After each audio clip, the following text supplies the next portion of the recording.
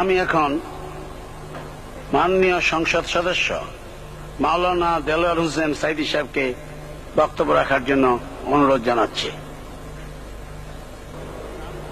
নাহমাদুহু ওয়া নুসাল্লি আলা রাসূলিহিল কারীম ওয়া আলা আলিহি ওয়া আসহাবিহি আজমাইন।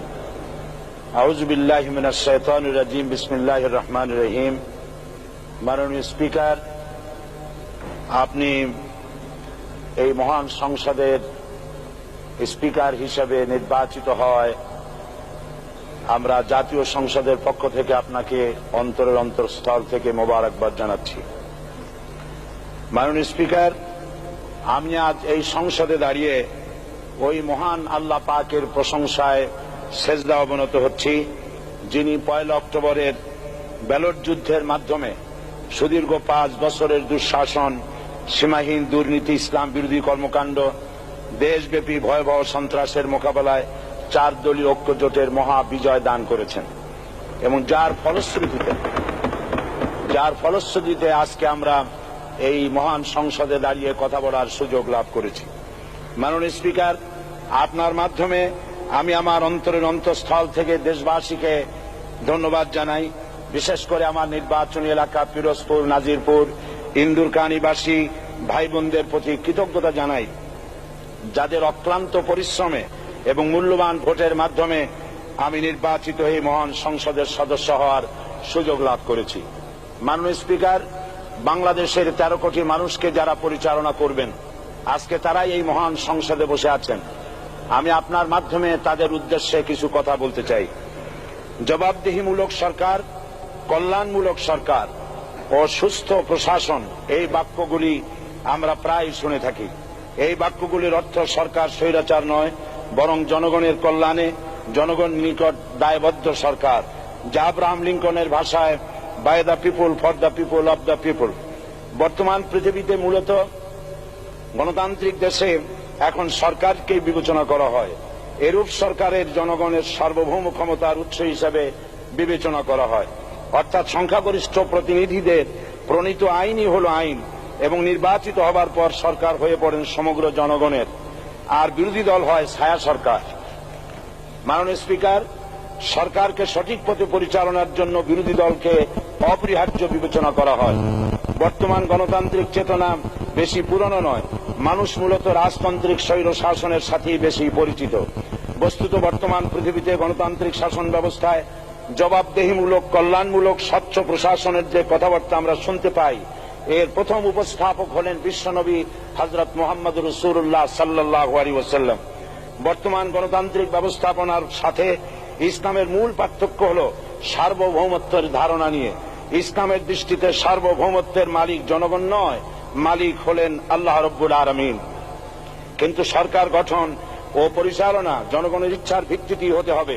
জনগণের ইচ্ছার বিরুদ্ধে ক্ষমতায় থাকার অধিকার ইসলামের স্বীকৃত নয়।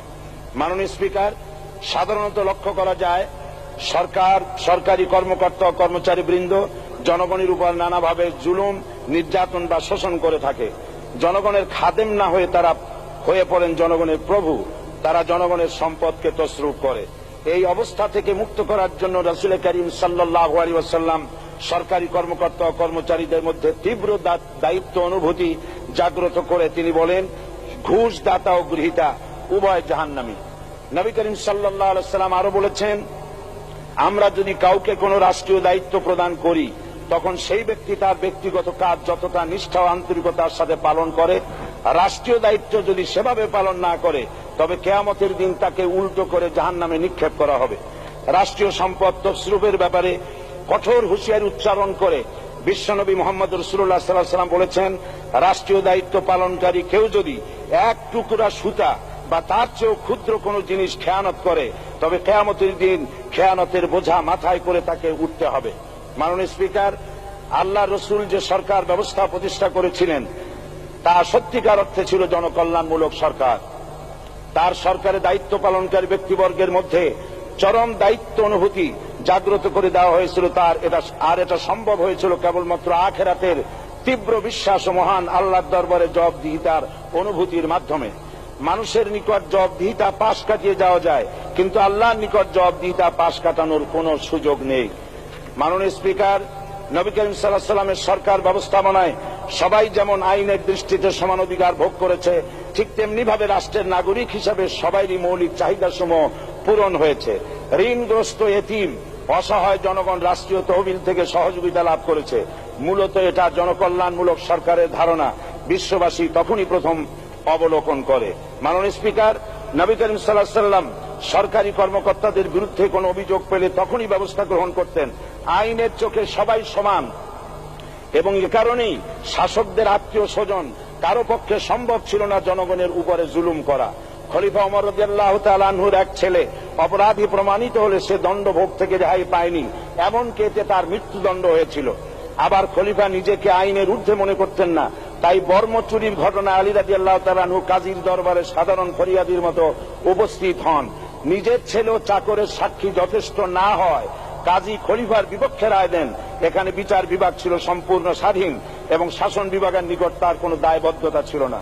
মাননীয় স্পিকার, এসব হলো ইতিহাস। মুসলমান আজ অনুসরণ করতে চায় না তাদের অতীতের গৌরবোজ্জ্বল কর্মপদ্ধতিকে।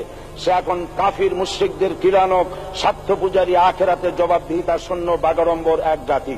মাননীয় স্পিকার, যে জাতির এক পূর্বসূরি মাথায় আটার বোঝা বহন করে নিয়ে চললেন আর বলে গেলেন, মানুষ কেন, ফোরাতের কূলে যদি একটি কুকুরও না খেয়ে মারা যায় তবে এই ওমর রাদিয়াল্লাহু তাআলা আনহুকে কিয়ামতের দিন আল্লাহর দরবারে জবাবদিহি করতে হবে।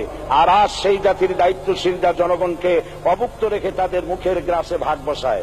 জনগণ তাদের নিকট উপস্থিত হলে মনে হয় যেন গোলাম প্রভুর দরবারে উপস্থিত হয়েছে, আর অহেতুক উৎকোচ দাবি করে তাদের উপর জুলুম করছে। আর আল্লাহ পাক জালিমকে কখনোই পছন্দ করেন না। মাননীয় স্পিকার, আমি দৃঢ়ভাবে আশা করি এই অবস্থা কাটিয়ে উঠে আমরা রাসূল করিম সাল্লাল্লাহু আলাইহি সাল্লাম কর্তৃক প্রদর্শিত রাষ্ট্র ব্যবস্থার অনুসরণ করে একটি সুখী সমৃদ্ধশালী আধুনিক ইসলামী রাষ্ট্র পরিণত করে বাংলার প্রিয় জন্মভূমি বাংলাদেশকে আজ গোটা বিশ্বব্যাপী শোষণ, নির্যাতনা, হানাহানি, অশান্তির মধ্যে, তাই আজ পৃথিবীর অধীর আগ্রহে অপেক্ষা করছে ইসলামের আলোকে এমন এক রাষ্ট্র ব্যবস্থার যেখানে দায়িত্বশীলরা আল্লাহ তাআলার কাছে জবাবদিহিতার পাশাপাশি জনগণ নিকটও জবাবদিহি করতে বাধ্য হবে। মাননীয় স্পিকার, অনেক ত্যাগ ও তিতিক্ষার রক্তের বিনিময়ে গড়ে উঠেছে আমাদের গণতান্ত্রিক প্রতিষ্ঠান এই জাতীয় সংসদ। এই সংসদের সম্মান রক্ষা করার দায়িত্ব আমাদের সবার।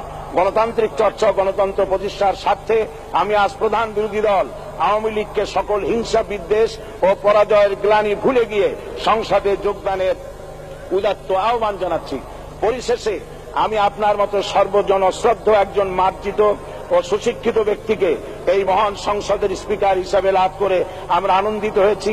আমাদের সংবিধানের সংরক্ষণ, সমর্থন ও নিরাপত্তা বিধান এবং আপনার অভিভাবক সুলভ নিরপেক্ষ আচরণ ও সংসদকে ধন্য করবে বলে আমরা বিশ্বাস করি। আপনাকে ধন্যবাদ। আসসালামু আলাইকুম ওয়া রাহমাতুল্লাহ। মাননীয় সদস্য মাওলানা দেলোয়ার হোসেন সাঈদী সাহেবকে আপনার তথ্যপূর্ণ ইসলামিক মূল্যবোধ সহ মূল্যবান বক্তব্যের জন্য ধন্যবাদ।